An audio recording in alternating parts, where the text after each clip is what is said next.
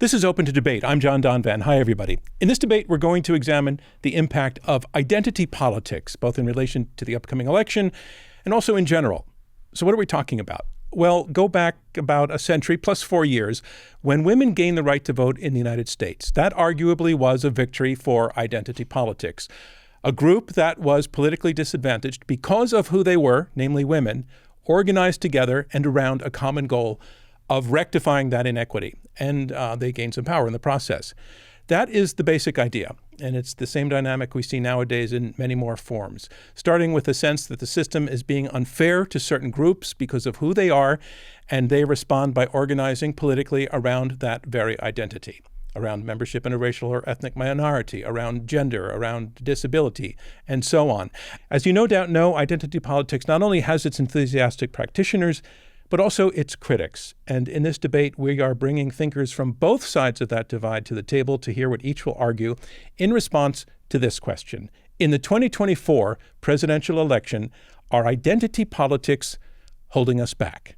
So let's meet our debaters. Answering yes to that question, I want to welcome Coleman Hughes. Coleman is host of the Conversations with Coleman podcast, a contributing editor at the Free Press, has debated with us before. So Coleman, this is not just a welcome, but it's a welcome back. It's great to have you on the program. Thank you for having me. And here to answer no to the question, once again, that our identity politics holding us back, in fact, arguing possibly, likely to the contrary, I want to welcome Alicia Garza. Alicia is a co-founder of Black Lives Matter and Black Futures Lab. And Alicia, it's such a pleasure to have you on Open to Debate. Thank you so much for joining us. It's great to be here. Thanks for having me. So let's get to our opening statements. We want to give each of you a couple of minutes to explain why you are taking the position that you are. Once again, our question is, are identity politics holding us back in 2024 and in general? Coleman, you're up first. Your answer to that question is yes. Here's your chance to tell us why. So thank you so much for having me, and thank you to Alicia. When you talked about the expansion of suffrage for women in the 1920s, you said that was arguably an example of identity politics. And I'm glad you used the word arguably, because I would argue that certainly according to my definition, it's not. When you talk about the extension of basic political and legal equality to women, to African Americans in this country, those arguments were all made on the very simple argument that all human beings deserve the same legal and political rights, period. That was not an argument from identity. It was actually an argument from universality. And I'll give you an example. After the Civil War, one of the most important abolitionists in the country, before and after, was named Wendell Phillips. He was nicknamed Abolition's Golden Trumpet. And he took over the American Anti-Slavery Society after the Civil War. And he made the argument that Black Americans, ex-slaves, should immediately have the right to vote, have full legal and political equality. He was the first person to use the word colorblind in advocating for a colorblind government, by which he means a government that made no distinction among the races in terms of legal and political rights. He was not making an argument for quote unquote Black identity politics. He was making an argument for universal human rights, as were the suffragettes. When you talk about identity politics, I identify really the post-60s trend on the American left in particular, but there's also a version on the far right, which makes racial and gender and sexual identities a sacred issue that have to be inscribed into the law, into policies that discriminate in favor of some groups and against others. In many ways, it's precisely the opposite of the universalist politics that got African Americans eventually in the civil rights movement the full right to vote, that eliminated segregation, that got women the right to vote. Instead of arguing that all human beings deserve to be treated the same way by the government, it argues the precise opposite, that the government has an interest in, for example, treating you differently depending on the color of your skin if you own a restaurant and are applying for aid during COVID, just to use one example that I often talk about. It's precisely the opposite impulse. It's divisive by its very nature rather than universalizing. And, I think one sign of its divisiveness in a way has been the retreat from it by Democrats over the past few years.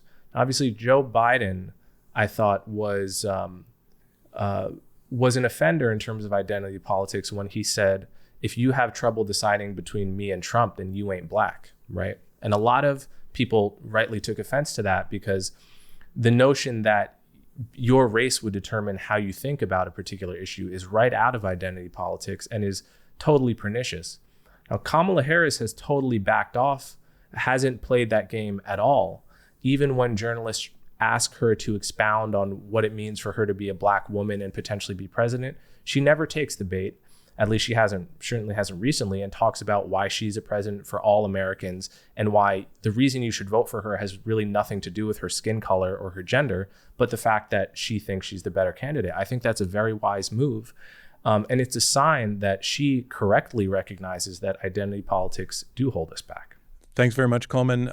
Now we want to hear from the other side. Alicia, you are arguing no, that identity politics are not holding us back. Here's your chance, please, to tell us why you're taking that position.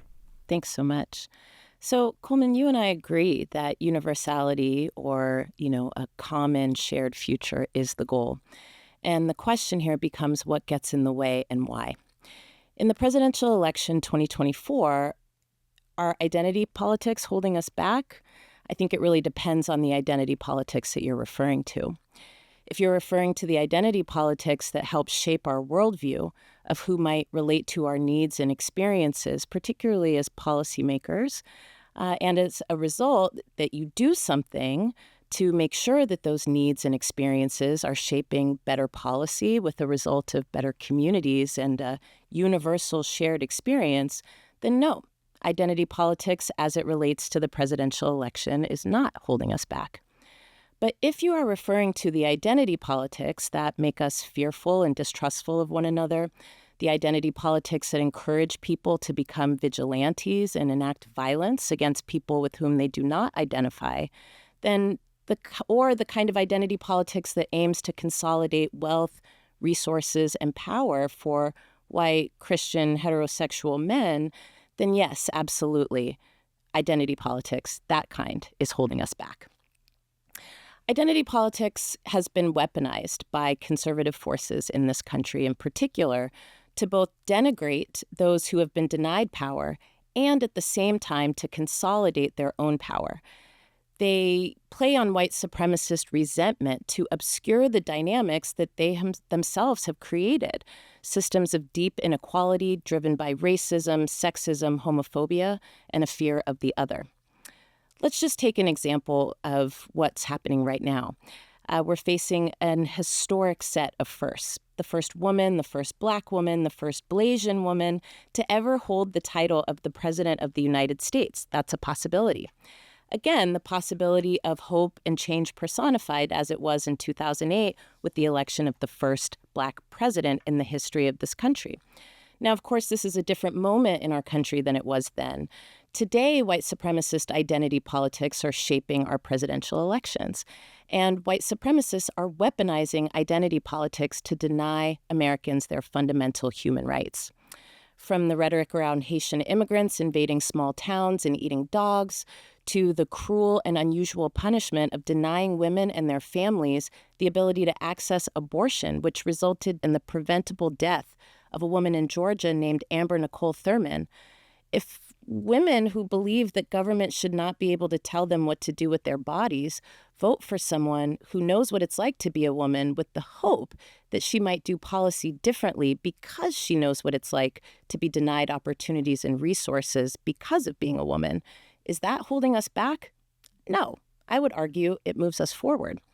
We need a government and a democracy that is conscious of the experiences of all of its citizens, particularly those who have been left out and left behind.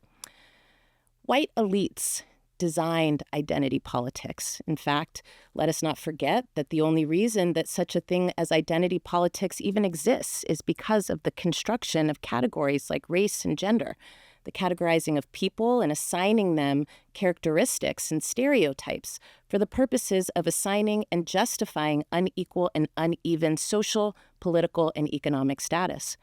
The reason we rarely consider white supremacist identity politics is because those are the ones that are deemed as neutral.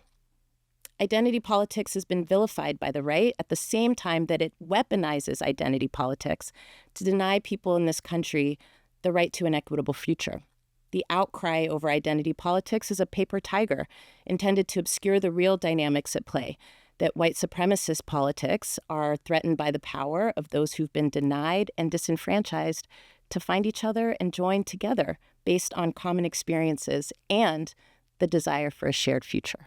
Thank you very much, Alicia. So I want to ask each of you to fill in the blank on this question.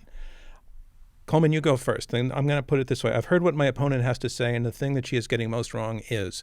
So, Coleman, I've heard what my opponent has to say. The thing she is getting most wrong is? I would say, the lack of concern around other kinds of identity politics.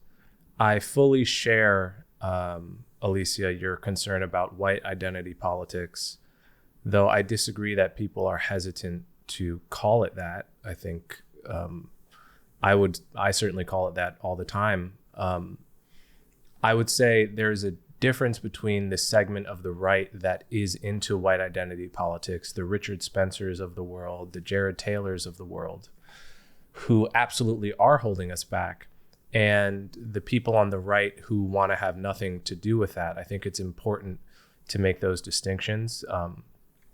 Typical moderate conservatives are not into that kind of talk or those kinds of policies at all. And moreover, I think the principled position is to be against all kinds of identity politics, including the ones you see on the far left and the far right. Okay, and Alicia, I'm going to put it to you as well. I've heard what my opponent has to say, and the thing he is getting most wrong is? I've heard what my opponent has to say, and what I think, Coleman, that you are getting the most wrong is the question of where we are in the country right now and why identity politics even exists. I think it's important to understand and to acknowledge that while there may be differences on the conservative side of the spectrum, there certainly has been a consolidation around a white supremacist identity politic. And too many people on the conservative side of things are willing to overlook white supremacist identity politics in favor, right, of the consolidation of power and resources at the expense of people who are, quite frankly, forced to come together around a shared identity because they have been excluded from what has been deemed the national identity, and in particular, the national identity that is deserving. So when we talk about folks being immigrants, or we talk about folks being women, right? There's nothing wrong with that, but in a context, right, where people will say things like, because you are a woman, you don't deserve this, or because you are an immigrant, you don't deserve this. That is where white supremacist identity politics really come into play. And I think you don't give enough credit to the power that those identity politics play in shaping not just policy in this country, but shaping our democracy, shaping our communities, and shaping our political discourse. Okay, we see where both of you are staking out your ground on that. In the opening section, in the opening part of the program where you made your opening statements, what I heard was a little bit of a disagreement about what we mean by identity politics. Each of you defining it in a sense. You're defining it in a way, Coleman, where it's not great by the characteristics you assign to it. Alicia, you're doing the reverse, but your opening was a little bit more nuanced in which you were saying that you see identity politics on both sides. But Coleman, your essential argument is that identity politics fights against the notion of commitment to a universal identity with I would say the American project, the American political project, that it's essentially divisive and that it results in identity policy, that you are concerned about things being inscribed into law. that are there to target for the benefit of specific groups as a result of political pressure they've put on, and you feel that that is divisive, and you say the evidence for its divisiveness in 2024 is the way in which you see that the Democratic Party, you feel, is backpedaling, is backing away from identity politics. Alicia, I heard you say that, first of all, you made the case that identity politics plays across the board. You made that very strongly in the beginning. You talked about your concern about white identity politics and a sense of identity politics being weaponized. But your larger case, as I heard it, about the value, the purpose of, and the reason for the existence of identity politics is, as you said, groups that are marginalized have been forced into identity politics by a white elite that has told those people that you don't belong, you don't participate at the same level as others because of your membership in these groups, and that their decision to organize around their identity and fight for their rights of the group that they belong to is a natural outcome of being pushed to the side. So I hope that you feel that I've captured both of your arguments essentially, and you can correct me as we go along. But I want to bring it back to you, Coleman, and just ask you, you mentioned that you're not seeing identity politics in 2024 election. Is that across the board? You don't think that that's going on? I'm not seeing it very much specifically with Kamala Harris. And I think that's a very intentional choice on her part. And I think it's a really smart choice. On the other hand, Donald Trump, I think, is pandering to white identity politics in the ways that Alicia was mentioning, not only with the recent Haitian immigrants, cats and dogs fiasco, but also with the questioning of Kamala Harris's identity, which she's always been pretty honest and open about being a biracial person. And he tried to kind of fan the flames of the idea that she's a race fraud, which is playing identity politics in a way, or at the very least pandering to it. So it's not that I don't see it. I don't see it with the Harris campaign, and I think that's a good thing. And do you think that that's a change in trend for the left, or at least for the Democratic left? We'll see how long the trend lasts, but yeah, absolutely. I think it's a change in trend because I don't think she could have even gotten away with tamping down on identity politics 4 years ago, because the demand for it was at such a fever pitch on the left culturally that it would have been very hard for her to sort of escape that line of rhetoric. Alicia, do you see the election climate that Coleman is describing? What I mean by that is, do you see it the same way? No, I don't. I appreciate your points, and I think there's much to be said about what are the components of a strategy that help you to galvanize an entire country. But I don't think she's actually moving away from identity politics. And if you analyze her speech, her acceptance speech at the Democratic National Convention, she told a long and rich story about her history and where she comes from and who she is and the components that make her. And that in and of itself, I think, is a way to connect with people who either share a similar story or who want to understand her story based on her experiences growing up with an immigrant mother from India, her experiences growing up with a Black Jamaican father, the experiences of being raised during the civil rights movement and being steeped in movement politics and trying to understand, again, how do we as a country get to this fundamental principle of universalism? I would argue again that there's no doubt that there are campaign strategists that are talking to her about tamping that down. And I think I would argue that she has refused to do so. However, I think she has also refused to be put in boxes about who she is based on her identity. For example, she is both a Black and an Asian woman, and she has refused to pick between the two. She is somebody who does not have her own biological children, but she is a stepmother. And that is something that she has said is a proud position for her. She has talked about being proud to be married to a Jewish man. And so I think what she's doing in this election is trying to appeal to more people than would think that they identify with her.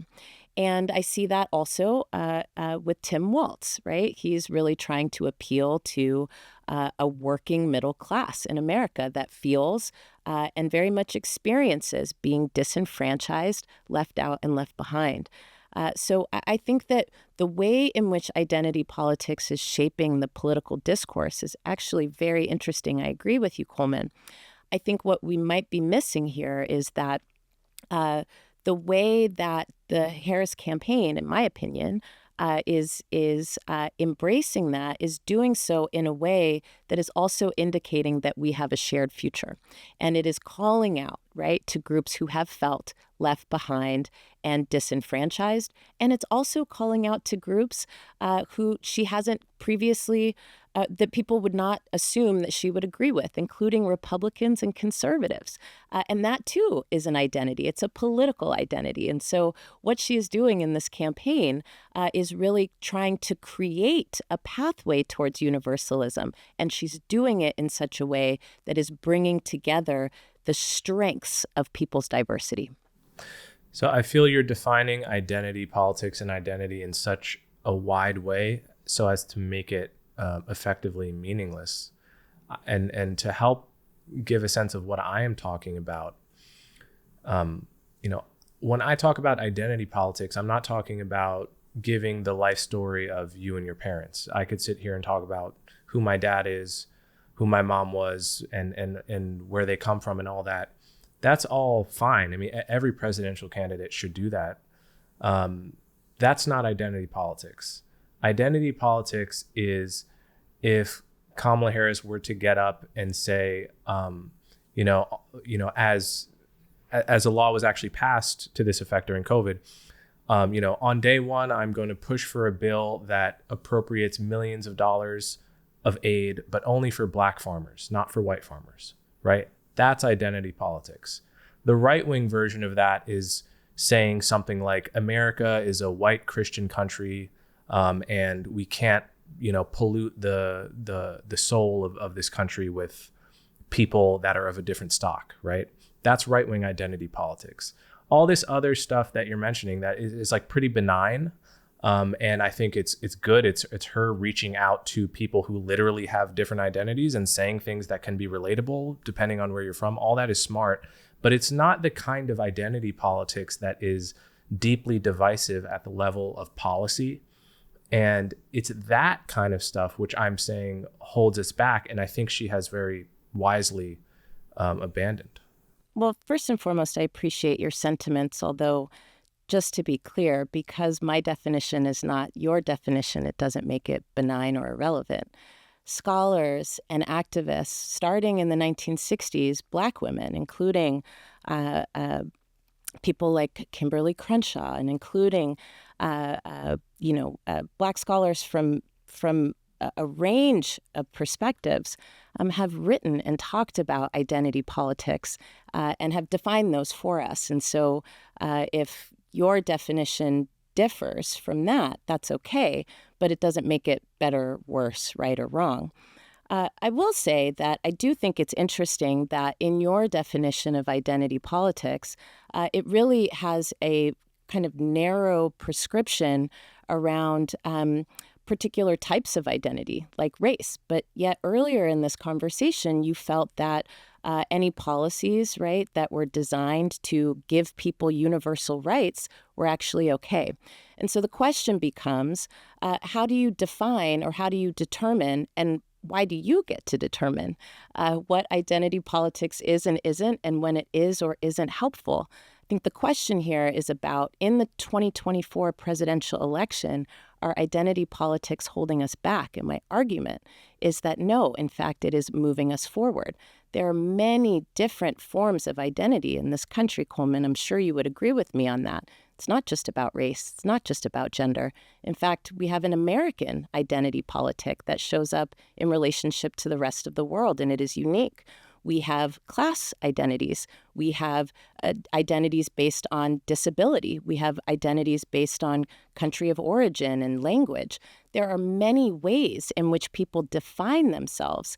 And my argument previously was that Kamala Harris has done an incredible job of bringing together a wide range of identities, not forcing them to abandon those, right?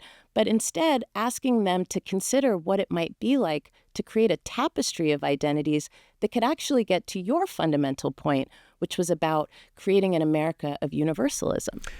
Coleman, when Kamala Harris at the convention made her acceptance speech and told her personal story, told about having a South Asian mother and a black father, and talked about challenges she may have faced growing up.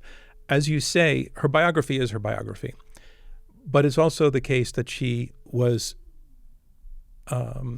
saying things that were more easily identified with by groups that had not been part of the conversation for decades and decades and even centuries. In a sense, there was a "I'm here and I look like you" kind of moment. And what I'm getting at is the sense that by not ignoring that part of her personal story, because she, of course, certainly could have, she was deliberately saying, you count too because I'm here and I'm one of you. And I want to ask you if you think that was what was going on and that constitutes identity politics, and if there's anything problematic about that. No, I can't believe it constitutes identity politics to talk about who your mother and father were. I mean, every politician running for president of every race pretty much does this at some point in their political career. So I think if that's how we're defining identity politics, we're going so far from what the typical person, how the typical person defines it, that we're talking about, I think, something else entirely. Well, let's take the example, say, of I think what you're talking about, and I think Alicia would agree with this, is that the more general conventional sense of identity politics, the kind of identity politics that people are arguing about now, are those that do center around groups that have a political grievance that's usually historically based or politically based, that they're in some sense marginalized or disenfranchised, and they're focusing and organizing around their identity as a response to that. You could ignore, Kamala Harris could have ignored that part of her history. When Jack Kennedy ran for president as a Catholic, it wasn't cool to be a Catholic running for president, and he pretty much downplayed it. He did not speak to Catholics publicly, say, I'm a Catholic. He was able to skip over that because there was an advantage for him at that time in not bringing attention to that fact. So Kamala Harris could have done the same thing and just said, I'm a prosecutor and I'm from San Francisco and I'm a Democrat and I'm a senator. But the fact that she chose to tell her story was a choice that I'm assuming many people would say would resonate with the communities that she was identifying with at that point. Yeah, I guess I'll say two quick things. One is, personally, I speak for myself. I was born in 96. When I was a kid, it was Condoleezza Rice on the television, Colin Powell, and then Obama. It was flipping on the biggest primetime show that I liked, House, where, the top doctor in the show was Omar Epps, a black person. Generationally, whatever, I take for granted that black people can exist all the way up to and including and be president of the United States. And there's nothing strange about that, in a way that probably my father wouldn't quite have felt, and certainly my grandfather would not have felt. So it's not that that's the reason it doesn't strike me as headline news that Kamala Harris is talking about the fact that she is Jamaican and South Asian, and that she can be president. I mean, I take that for granted at this point. I think a lot of people do too. The implication, so for example, the difference between what JFK had to do with his Catholicism and what Biden had to do, like Biden didn't have to hide it at all, right? Because there used to be rampant anti-Catholic discrimination in this country for a very long time. And one implication of the fact that Biden didn't have to do what JFK did is that that discrimination has vastly declined. I think is also that carry that implication out to what it says that Obama didn't have to downplay the fact that he was Black. He didn't identify really as biracial, even though he could have. He identified as a Black man. And as you said, Kamala's doing the same thing. An implication of that is that discrimination has declined to the point where they're not penalized badly for doing that. They can still win. Well, I want to start by just saying that I appreciate, Coleman, the kind of nod towards generational differences. And I also loved the show House. And so that is a place where we align. I will say that I'll just raise my question again that kind of began my argument, which is, how did we get here and why are we here?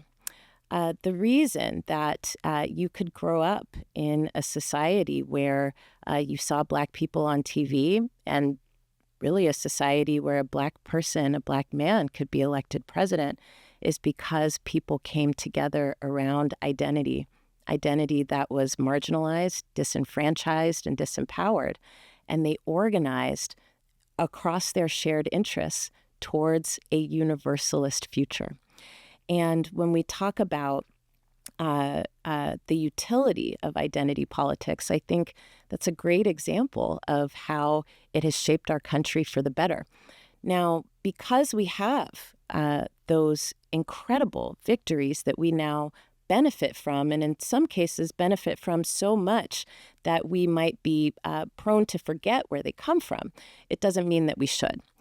It's deeply important for us to recognize, right, that if it were not for people coming together around identity politics, this nation would be a very different place. And in particular, if there were not marginalized people coming together around identity politics, particularly to challenge the harmful and divisive white supremacist identity politics that have run this nation since its beginning, you and I may not even actually be able to sit here and have this conversation freely and legally. And I think that's an important point to bring in, because I don't want us to think or assume, right, that because we have this wide diversity now, that we no longer need to even talk about identity. Now, for example, yes, we definitely have Black people on TV. We have Black people in the White House. We have Black people in Congress. We have Black people everywhere. And Black people are still organizing for fundamental rights, dignity, and respect, leading towards that shared future of universalism. It is still true that Black communities in this country experience some of the worst disparities that there are, whether that be access to affordable housing, whether it be our place and our situation in the economy, whether it be our representation in media, whether it be our generational wealth. Black people are still experiencing great disparities. And so that is why it is still necessary to organize around identity politics. Now, not for the supremacy of one group, but for that purpose of leading toward and moving together towards a shared future so that we all can benefit from the ideal of universalism that you talk about. Alicia, are you also saying or implying that if those groups don't organize themselves, nobody else is going to fight their fight for them? Absolutely, I'm saying that. And frankly, we've seen that in the history of this nation, and we see it even now. If we were to look at the differences from 2020 until 2024, in 2020, you were seeing Black shows everywhere. You were seeing conversations everywhere about race and racism, about violence and brutality, and what we should do about it. People were blacking out their social media. People were putting up corporate pledges around their fight to ensure diversity, equity, and inclusion. And yet we see an incredible backlash against that now, also under the guise of identity politics and its harm to the country. Now, I will say that in the reversal of all of those DEI pledges, in the reversal and the cancellation of all those Black shows, in the silence of all of those pledges that were once loudly made around diversity and justice for everybody, it does show us that identity politics and organizing around identity politics is still very necessary. And if that does not continue, the rubber band closes, right? And it closes back to what this country is used to, which is white supremacist identity politics. So I would say, first and foremost, that what made it so that I could see Black doctors and Black secretaries of state on TV when I was 5 years old is not identity politics, but universalist politics. And in a nutshell, what I'm talking about, the civil rights movement, the suffrage movement, the long civil rights movement, made the case that everyone should be treated the same. Everyone should be treated the same by the government. That is the polar opposite of saying that people should be treated differently because of their race, etc. That's been the identity politics of the past 50 years, which I'm against, and that was the identity politics of 2020, and that's the identity politics of DEI. And would you say affirmative action as well? And affirmative action, race-based affirmative action, certainly. It has not been to treat people the same; it's been to treat people different. So, and secondly, the reason there's been such a backlash to the kind of frenzy of identity politics that happened in 2020 and 21 was partly just because the result of the policies were so bad. I mean, I can never repeat this statistic enough, and people don't seem to care. 2020 saw the biggest rise in the homicide rate in American history year over year, period, in history. Okay, so this was the end result of the ideas that were at least, I'll say, adjacent to the identity politics of 2020, the defund the police, etc., was a terrible result, including for Black Americans in particular. So the reason there's been such a backlash to that is because you had people saying we need more, we need basically more Black board members of Fortune 500 companies, people that are already completely well off, are in the top 1% of Americans in the richest country on earth already. But because of the color of their skin, somehow they're identified as like someone that needs help in this moment. While at the same time ruining communities by defanging and defunding the police, the result, and this is one of the perverse results of focusing on identity so much, is that it erases the difference between the truly privileged and the non-privileged, which is much more a function of class than it is of race at this point. And that's why I think it's much more important when we talk about those disparities you mentioned. We have to address those on the basis of socioeconomic class.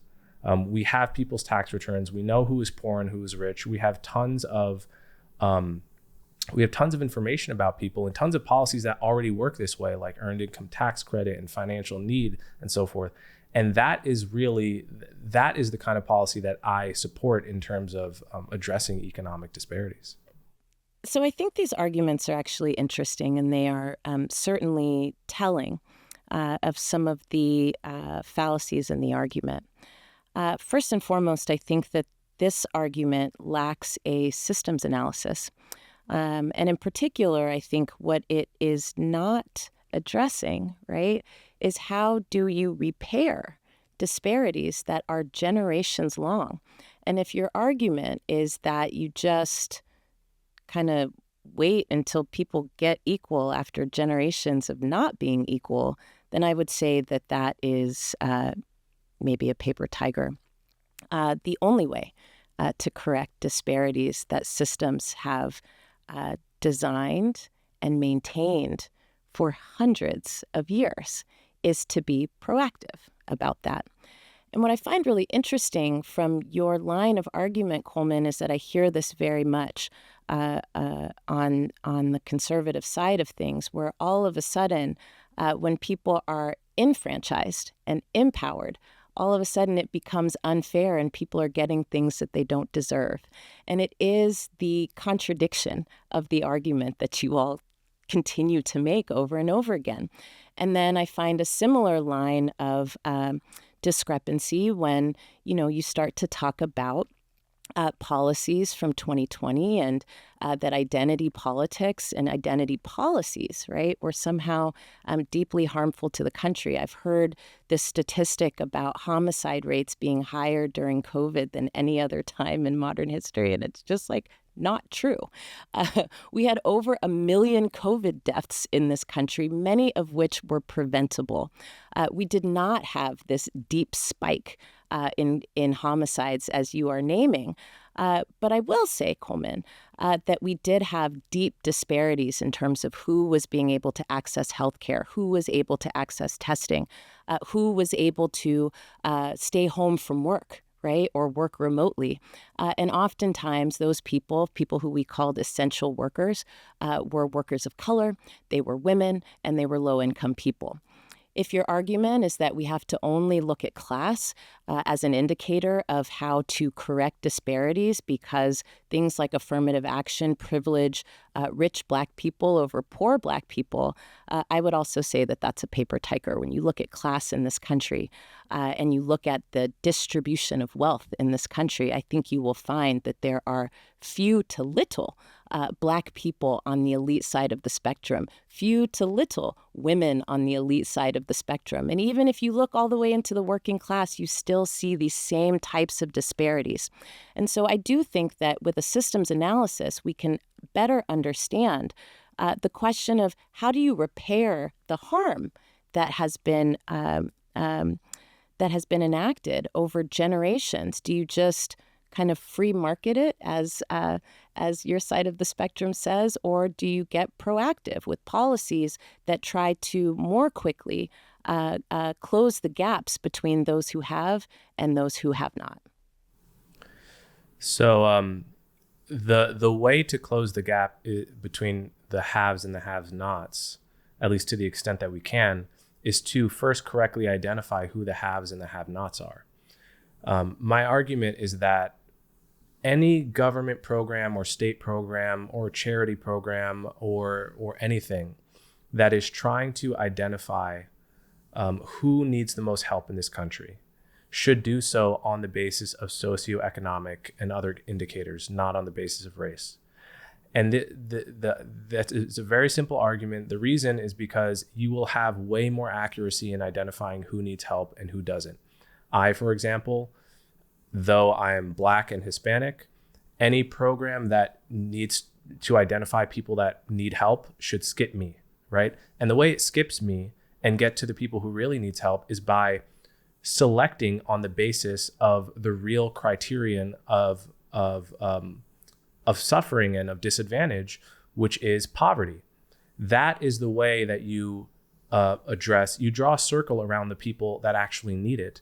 And the way to do that is to draw a circle around the poor, not as, race-based affirmative action did, as, tons of policies I could list, by drawing a circle around Black and Hispanic people. That's actually a bad proxy for disadvantage compared to socioeconomic class. And finally, I don't want to linger on this because fact checking is always boring for the audience, but it is absolutely a fact that 2020 was the greatest single year increase in the homicide rate in American history. And you can just go to pew.org and look that up. When we use the word socioeconomic, it means social and economic. So I'm just going to assume that you are just saying economic. But again, if we were just to look at economic indicators in this country of who are the poor people in this country, I think you would find an overrepresentation of people of color and of women. We like in these programs to bring in some other voices at this part of the hour. And with that, I want to welcome in James Fishback. James is Chief Investment Officer at Azoria and founder of Incubate Debate. James, welcome to Open to Debate, and please come in with your question for our debaters. Well, thank you very much, John. What a great opportunity to be here. My question is about identity politics in the face of migration. Unquestionably, we've seen a massive increase in migration over the past 4 years. So I wonder to each of you how you see the interplay between a massive increase in migration and identity politics in America? Thanks for that question. Alicia, can you take that first? Sure. Well, I think a few things. What we are seeing in terms of migration is a wide range of failed economic and global policies, right, that are pushing people from their homes and pulling them, right, to places of economic opportunity. And those places of economic opportunity are also very much landscapes for xenophobia and racism. And so it is creating a powder keg. And through failed policy that has tried to be neutral around some of these questions, while also being incredibly xenophobic around some of these questions, we are sitting, as I said, on top of a powder keg that is getting ready to burst. The reality is this country has a shared story of being a nation of immigrants, and yet you see this country do the thing that I talked about earlier, which is to exercise these like white supremacist identity politics and talk about immigrants as if they are the scourge of the earth, as opposed to the heartbeat of this nation. Coleman made an argument earlier that we need to draw a circle around the people who need the most help. And I would argue it is those families that are being separated at the border seeking economic opportunity. It is those families who are dying trying to live. It is those families who are working hard in this country but yet can't get access to the things they need to live well, that need to have that circle drawn around them as well. Yeah, so I think, high uncontrolled illegal immigration provokes a backlash based on tribalism. That's basically a law of human nature, and you can see it in any country that's experienced it at any point in history. And the backlash is often ugly. So by contrast, if you look at the countries in the world, which I would say have the best immigration policies, which is, in my view, a high rate of immigration legally and orderly. You talk about countries like Canada and Australia, which have that. Tons of immigration, almost all of it's legal, orderly, and has the, largely or the majority consent of the citizenry. So that's what we have to go for. Obviously, in order to get there, we need a secure border, which we don't have. And so in the meantime, I think absolutely the uncontrolled flow of immigrants from all around the world is going to create not just an identity politics backlash, but just a backlash in all sorts of ways, as we're seeing even in cities like Chicago and New York. Thanks, Coleman. And James, thank you very much for your question. We also had a question submitted by a former debater of ours, Altheria Caldera. Altheria is a racial equity consultant and a scholar, an adjunct senior professional lecturer at American University. She took part in a debate we did recently where the question is whether wokeism is good or bad for students in public schools, and she was arguing that it's good. This is her question. From my observations, critics of identity politics fail to realize that identity has been embedded into politics from the country's founding, in that laws and policies granted and denied rights to individuals and groups based on socially constructed identity categories, which I think is very much the argument that you were making, Alicia, in the beginning.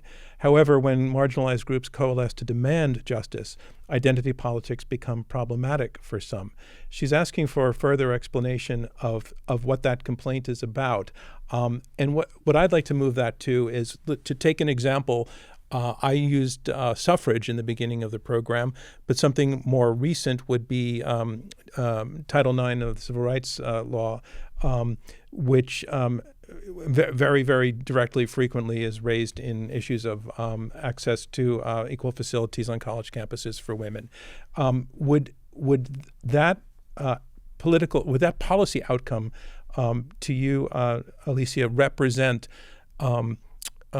identity politics in action, reaching a conclusion, and good or bad? Or do you think of it, as Coleman is arguing, as a more universalist kind of outcome?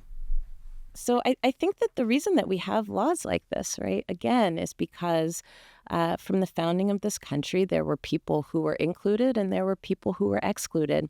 And so when we talk about things like Title IX, when we talk about things like the Voting Rights Act, when we talk about things like women's suffrage, right, Those are policies and policy outcomes that were designed to include people who were excluded from what was supposed to be the universal project.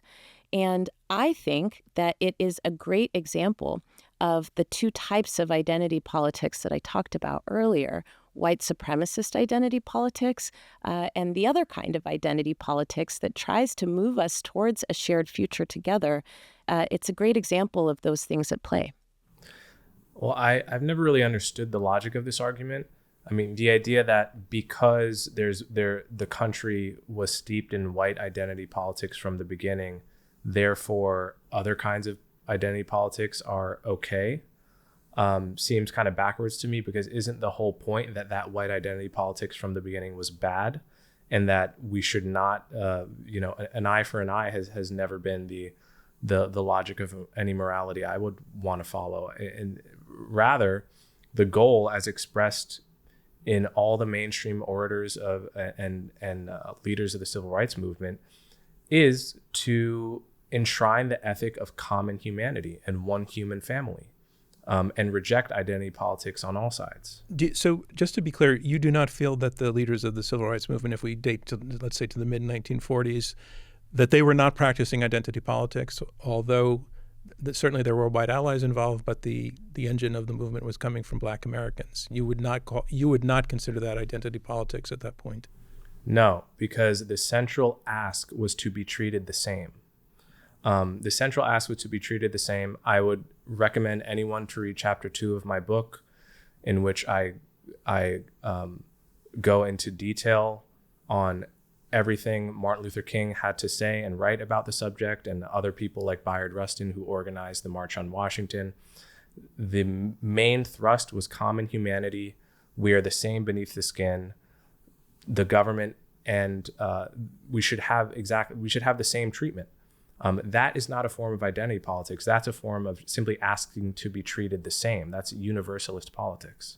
I think in this scenario, it would be good to not flatten the history of the civil rights movement. And we're talking about the civil rights movement. We are talking about not just Martin Luther King, Bayard Rustin, who, yes, organized the March on Washington, but also was excluded, right, from recognition of his participation, right, because he was a gay man. But we should also understand the civil rights movement as a combination of identities that were coming together, trying to forge a shared future together.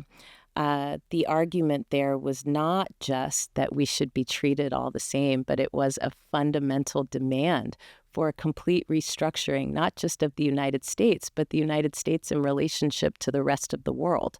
And in order to do that, right, it was calling for people who had been left out and left behind, and the people who support their integration, right, to join together to engage in that fundamental transformation of society.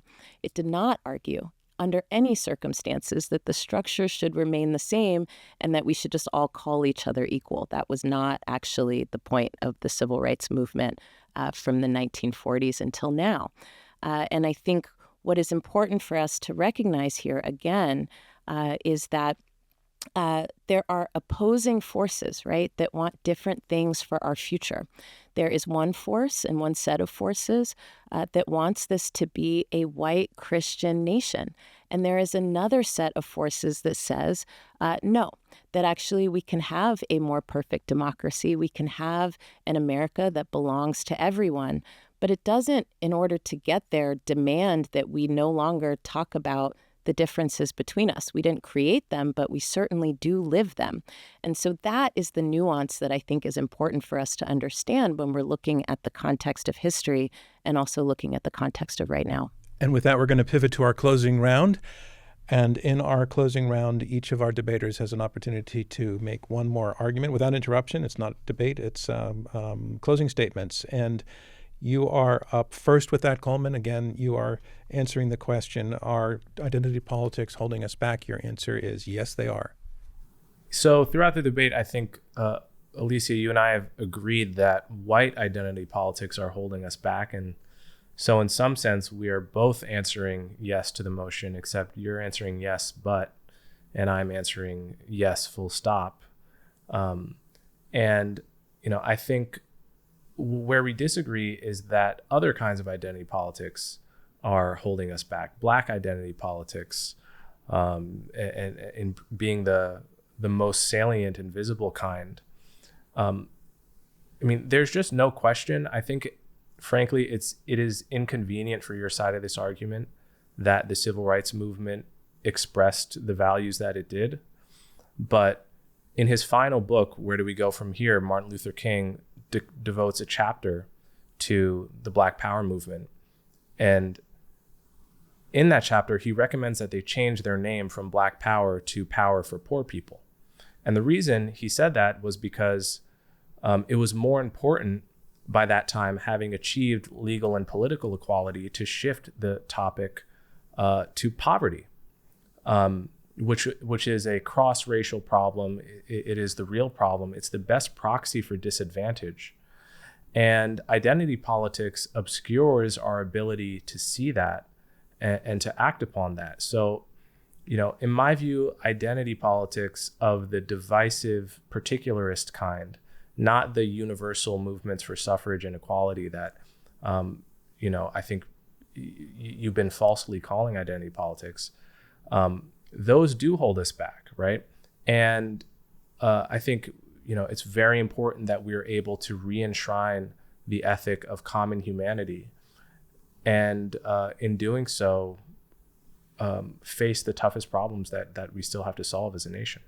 Thank you, Coleman. And Alicia, you get the last word in this debate. Your closing statement, and the floor is yours. Yeah.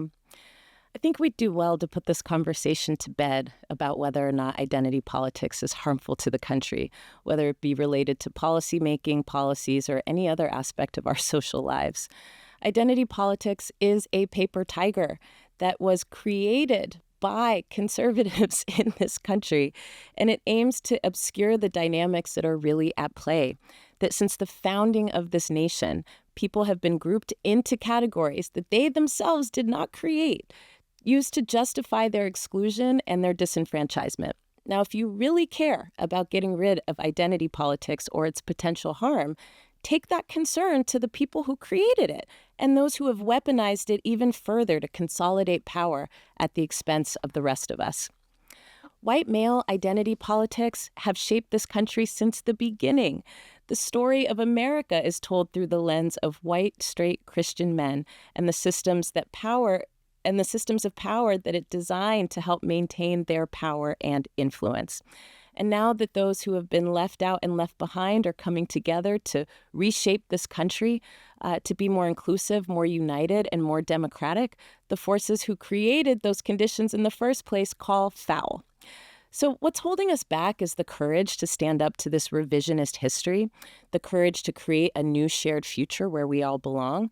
And that includes even the people who are holding tight to these categories that were intended, right, to maintain their power and privilege at the expense of the rest of us. I will say that this notion that there are some forms of identity politics that are holding us back is actually a very important one. The notion that things like affirmative action, the notion that things like women's suffrage, right, are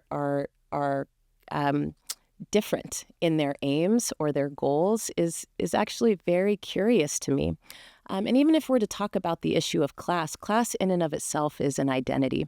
And so we have to really kind of hone in here on how we understand how this country was built, how we understand how it functions, and what is it that we're going to do to get to that universal future, Coleman, that you talked about. Thank you very, very much, Alicia. And I want to say thank you to both of you, to both Alicia and Coleman Hughes, not only for agreeing to have this debate, but the way in which you conducted it with real respect and civility with one another. It's a tough topic, I understand, and we really, really appreciate the way that you both did this with us and for the audience that's listening in. So thank you to both of you for joining us on Open to Debate. Thanks for having us. Thank you. And I also want to thank James Fishback for his question and Altheria Caldera as well. And finally, a big thank you to you, our audience, for tuning into this episode of Open to Debate. We are a nonprofit that is working to combat extreme polarization through civil debate, and our work is made possible by listeners like you, by the Rosencrantz Foundation, and by supporters of Open to Debate.